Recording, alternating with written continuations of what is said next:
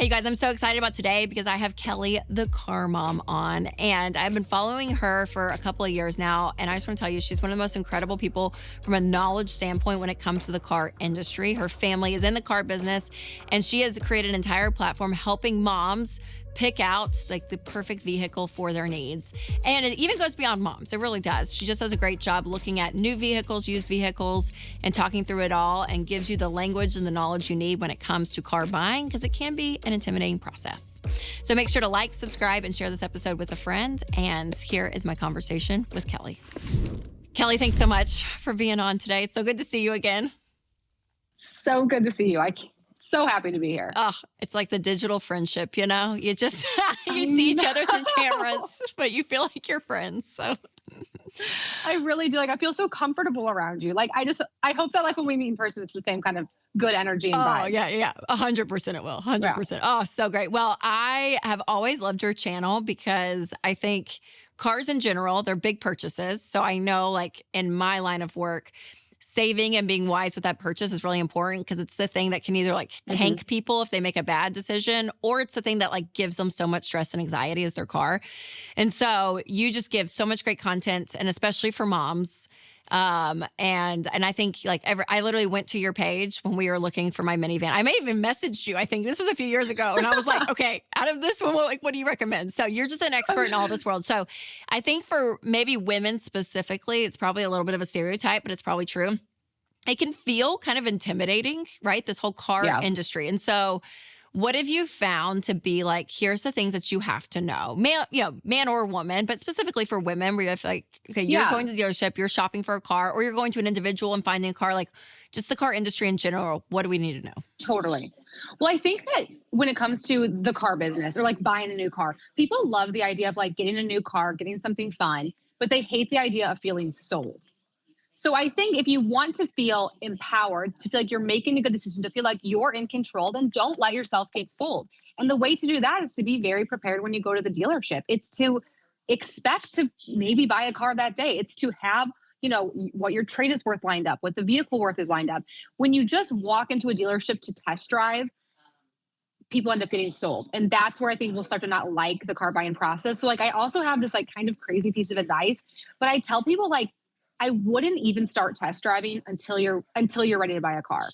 Because I'm telling you, it happens every single day. People walk in, like the sales ride, they think it's a once in a lifetime thing. And there's sales professionals there that are selling the sizzle. So just be careful and don't start the process until you're ready. Or have like a really good buffer into place. Like, for example, like don't bring your trade in, like don't bring your husband, like, so you can like kind of have that walk away. I need to think about it feeling. More of my conversation with Kelly in just a moment, but first, I want to tell you about one of our incredible sponsors, Christian Healthcare Ministries. When you lose your employer-sponsored health insurance, there may be a better option than Cobra. So consider Christian Healthcare Ministries. CHM is an affordable, biblically based alternative to health insurance that could be a third of the price of Cobra. Yes, CHM programs start as low as $98 a month, and CHM has helped hundreds of thousands of families take care of over $11 billion in medical bills since 1981. CHM members are also supported spiritually with prayer when they have a medical event. So try getting that kind of support with Cobra.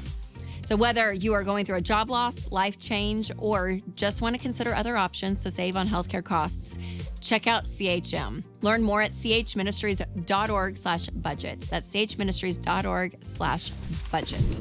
Because a car, it's like obviously a very large purchase for people. So you normally wouldn't think like, oh, that's going to be an impulse purchase. Totally. But it can be. You see people do that. So all the time. So what is like the biggest financial mistake? What did you say it's that? I think that one of the biggest mistakes is, yes, maybe impulse buying, but also not forecasting like what that vehicle is going to look like through all your years of ownership. This is specific to my audience, but I think it can apply to almost anybody. But like who you are year one is not who you are year 6. So like, have you forecasted how your needs, how your family is going to change over the course of ownership? I take my personal example a lot, which mind you is a little dramatic because I had 4 kids in 5 years. But like, if I would have just like bought a new car when I was pregnant with my first, the way I would have never landed on a Ford Expedition Max. So what would have happened is like around year 3, I'm pregnant with my third. I would have gotten the itch. I would have been like, gosh, this wasn't the car that I thought could go with our family. And now I'm upside down and now I don't have room for the stroller or whatever the case is. So I think it's for families, it's rushing into a car purchase. You know, everyone thinks they get pregnant, they need to go get a new car. Well, I think your Toyota Camry's fine for a car seat. Like, let's take a beat. It's fine. Let's see where we're at in 2 years. Or if they do need a new car, they're not thinking through what that looks like. They're not thinking through, now I need the third row and the trunk space and I can't fit my stroller wagon. Yes. And that's where people get into big trouble. That's where they get upside down. Yeah. And that's not fun. No, not at all. Well, and, you know, I always talk about cars being kind of an emotional sense of our identity that people so like take like who I am as a person is what I drive. But I never really thought about it in a sense like what you're saying. And I'm like, this is so true. It can be such just an emotional decision, whether it's I'm pregnant. Oh my gosh. Yeah. My car, my sedan isn't going to work. I need an SUV, or the car keeps breaking down. So I'm going to just go buy a brand new car for $50,000 that I can't afford because I'm just so sad about this one because I'm so depressed and it just feels like a hopeless situation. So I'm going to go fix that situation with this purchase. And so don't let the emotions drive one of the largest purchases, you know, that you make. You know, it's so much. So having the facts and slowing down and that delayed gratification almost actually lets you settle to know and actually have a better outlook of your life is what you're saying, which makes so much sense. And again, like just to be honest with yourself and to don't not put yourself in that situation. I mean, I sold cars for years. Do you know how many times people were like, I didn't think I was going to do this today? And it's like, yeah, well, here you are. Like you have be honest. Be honest with yourself. Okay. Yes. Be honest with yourself. Don't go to the dealership unless you're ready to buy a car. Oh, so good. Okay. I love it. Okay. When you're talking, let's say moms specifically, because there's a lot of moms that, you know, listen and watch this channel. What is the thing that you're seeing now, like feature wise, that you're like, oh my gosh, because I hadn't bought a new car in a while and we bought a van in 2020 and it was the most like, I don't know, technology advanced, and it was a van, but I was like, oh my God, this is amazing. I was like, there's so much in here. So fast forward today, I'm like, I don't even know. I haven't looked at cars, but like, what's the feature that you're seeing people are like, oh, this is what I really want? Oh, you know, it's such a good question because the cars, you can't believe the technology on some of these cars. And sometimes it does. It's almost getting to the point where I think things are starting to feel a little out of touch because it's like, also like, that's nice, but like, what if it just didn't have to cost $55,000? Like, what is about like more focuses like on vehicle affordability? Like, that would be pretty cool. But I would say like, if you're wondering like what's out there, the latest and greatest, a lot of manufacturers are starting to introduce a semi-autonomous driving technology. Okay. Which basically means it's like a really glorified cruise control. So like when you're on the highway, you can take your hands and your feet off the pedal, off the wheel, keep your eyes on the road. They all have trackers in the steering wheel that track your eyes, and they can even work through polarized sunglasses, which is cool. So if you look down at your phone, if you look over here, the car will beep at you and say, no, you have to sit here. You have to look straight. Yeah. You can't be on your phone. The car will drive. The car will drive. So that's like, and I really enjoy using that technology. I've used it on a couple of road trips. So that's been fun. But yeah, I mean, it all comes at a pretty big price, which in some cases it's like, and you know, like a lot of manufacturers think it's so cool to put like all these different screens. So like the second row gets a screen, the passenger gets a screen, like screen. And I'm like, oh, like who asked for all these screens? Like that's like, calm down. Everyone, you know? Chill, just chill.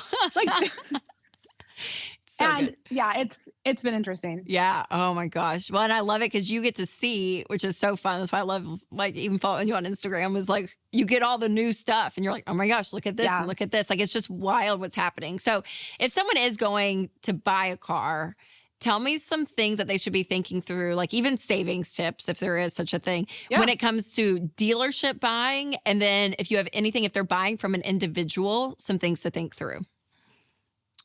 Sure. So I think when it comes to buying and negotiating a car at a dealership, but also I think this would apply to buying, you know, through a private party. There's so much more information for the consumer than there's ever been. And there is a lot less negotiation happening on both new and used cars. And a big reason for that is because of like dynamic pricing and car prices changing every single week, needing to be updated, and all these search engines that now tell a customer like what a car is worth. It's like when you go to the dealership and you're going to test drive their 2015 Chevy Traverse, like the dealership knows you didn't come because it was $2,000 overpriced. Like the cars are priced more competitively. So, you know, a piece of advice I give to people is like, if you go find a great used car and you can verify like it is one of the best the best price in my area, and they don't discount it, you are not a bad car buyer. You are not a bad negotiator. Like at some point, that's what the vehicle's worth. The dealership prices it to sell. They have to. Leads are everything. If they're on page 6 of cars.com, like they're not going to get people to come through the door. And vehicles depreciate every week. So like it's in the dealership's best interest to sell these cars as quickly as possible.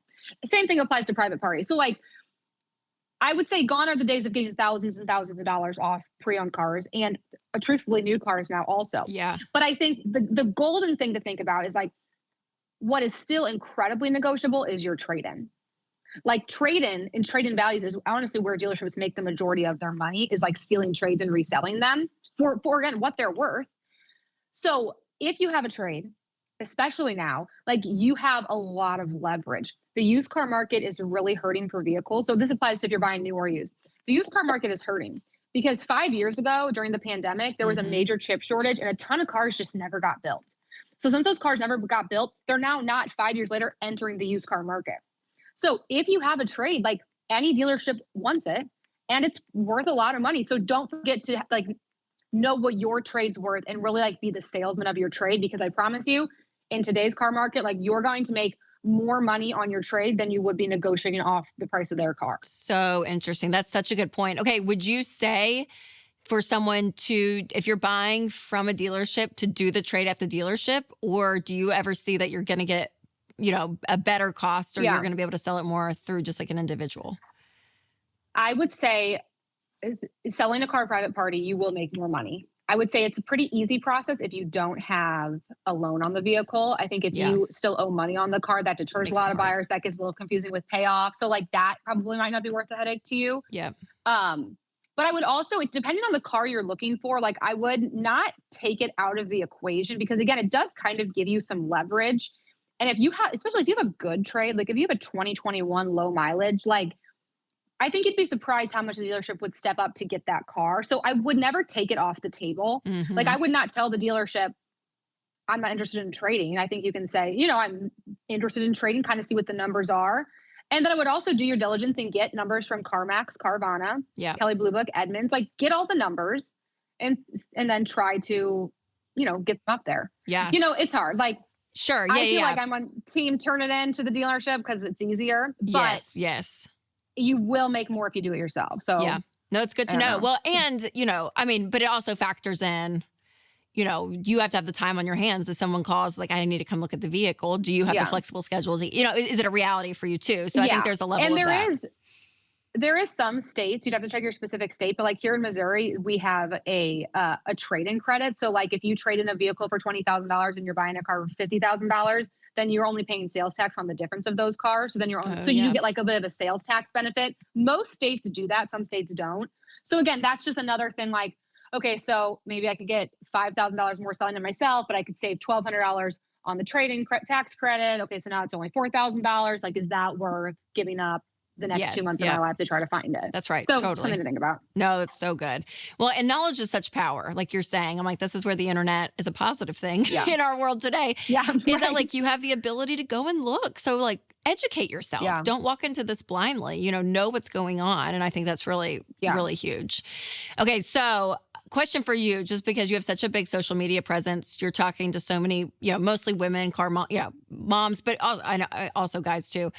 But the car thing, I mentioned this earlier, but it is so true. Like in my line of work, when I talk about having levels of just contentment in your life, you don't have to chase the bigger, better thing, because there's always going to be that, whether it's like from like our cell phones to the clothes to the cars we buy, right? Vacations, like whatever that looks like. But cars is always one of my examples that I use when I talk about having levels of contentment. So for you, do you see that being an issue today? Like, do you in the car lens that you're like looking through so much, are you like, guys, don't feel like you have to keep up. Like what you drive is not you, all of this. Like, do you find that to be a problem with people today? It's such a good question. And I have like 2 points that I want to make on that. So I think the first point is new cars are so fun. Like a new car is so fun. Don't get me wrong. Totally. The problem is, and like, you know, like let's say you go and you buy like a new Volkswagen Atlas and like it's a $600 payment. You're like, okay, like it's a $600 payment, but like it's a brand new car. It's a brand new car. It smells great. It looks great. Well, the problem is in 5 years, it's still a $600 payment. because you financed it for 6 years. So like you're now 5 years into this, you're still paying $600 a month, and your kids have destroyed the vehicle. So it's like not like you're not getting the same, you're dreading that payment now because it's 5 years later. So I think it's very easy in the beginning for people to justify their payment because it's a brand new car. Yes, yes. And then as the loan goes on, as the car gets used, and it's not exciting anymore. The excitement wears off. It hurts a lot. No, it hurts a lot more. And then people find themselves in this really toxic loop because then they're like, oh, why don't I get a new car? My payment only goes up $25 and it's a brand new car. And then here we are 3 years later. It's like, it's a very toxic cycle. So I would say like when it comes to thinking about a car, like you got to find a payment that you can stomach when it's a brand new car and when it's a 5-year-old car. Because like I can't stomach a $600 payment on a 5-year-old car. That would just not do it for me. So I think that's important. I also think a way to think about your current car, especially if there's things you don't like about it, like to make it relevant to my audience, like let's say your 3-year-old has to crawl underneath a car seat to get to the third row. And like, it's so annoying because like they have to crawl under a car seat and like that sucks. I like to slow people down and say, okay, well, like 3 kids in car seats is really hard. So like, let's say you go buy the Honda Odyssey because you think it's going to be so much easier. Let's say it's going to be 25% easier to buckle your kids into the car every single day. Is that worth $50,000 to make your life 25% easier for also a short time, like when you're in this car seat phase? So like, think about what you don't like about your car right now. Okay, would a new car make it easier? Yes. Okay, how much easier? What percentage easier? And how long are you really going to have this problem for? Because if you're talking about 2 years, it's an annoying car seat setup, but another car would make it 25% easier, but that's going to cost you $50,000. So you're going to spend $25,000 a year to make your life 25% easier? Like, I just think that's crazy. Yeah, totally. So really like, it's a great way of looking at it. But for some people, like the percentage might be higher. Like I love new cars and I think a lot of families do need to buy new vehicles, but like just know exactly what you're asking yourself. Yes. No, that's so good. Oh, yes. Because again, it's like our life is so comfortable. Like everything's convenient to us. And it feeds itself into all these other areas of our life, including literally like, oh my gosh, my front seat has to be up so far and I don't have enough room for my bag because of the car seat back here. And it's so annoying. So I'm just going to go spend, $50,000 to fix that one problem. And you're like, and I'm slow down. $50,000. Like, it's like your purse has more room. Yes, like, totally. No, there's realities of family shifting and needing more space 100%. But yet we are such a culture of like, we thrive on convenience and comfortability. And we don't think through, the repercussions of that, even financially, because of that. Yeah. So that's such a good point, Kelly. Oh, so great. So great. I always love talking to you and just your wisdom on all the things, and especially this industry of cars. I love what you're doing. I'm serious. I'm like to have a fresh, young, fun woman out there talking about cars. I'm like, yes and amen. Like, thank you. Thanks. You're doing the Lord's work, We try to make Kelly. it fun. We try to make it fun. We try to keep it fresh, and it's good. Just like get women excited about cars, car ownership, and everything. And like, to your point, I'm a really big fan of finding contentment in your current car. And like one of my best tips, if you don't like your car, one of my best tips is like, go get it detailed. Go get it detailed. Yes. Go spend $150, get an interior detail, significantly cheaper than a new car, or clean it yourself. Yes. And it's going to scratch that itch. You're going to feel, it's going to scratch that itch. I promise you. Yeah. No, it's so good. So good. Okay, Kelly, where can everyone find you? Because you have social, podcasts, all the things. So I have a podcast called The Carpool. It's lighthearted, fun. Rachel's been on it. We had a good time. It's so good. You can find me on Instagram and TikTok at The Car Mom. All of my vehicle tours are either on my website, thecarmom.com, or you can find them on YouTube at The Car Mom. Beautiful. That's where I am. So wonderful. Well, you guys make sure to check out everything Kelly does. Kelly, thank you so much for being on. I so appreciate it. Thanks, Rachel. All right, you guys. Well, I hope that conversation was helpful. And we also have a resource here at Ramsey, the Ramsey Car Guide. And so I'll put a link down below if you're looking for a new car so you can check that out. And here's the thing. Owning a car is necessary for most people, but it also can be one of the ways that you waste your money the most if you're not careful. So make sure to check out what America's #1 wealth killer is actually costing you. That's coming up next. You can click here or the link below. All right, you guys, remember to take control of your money and create a life you love.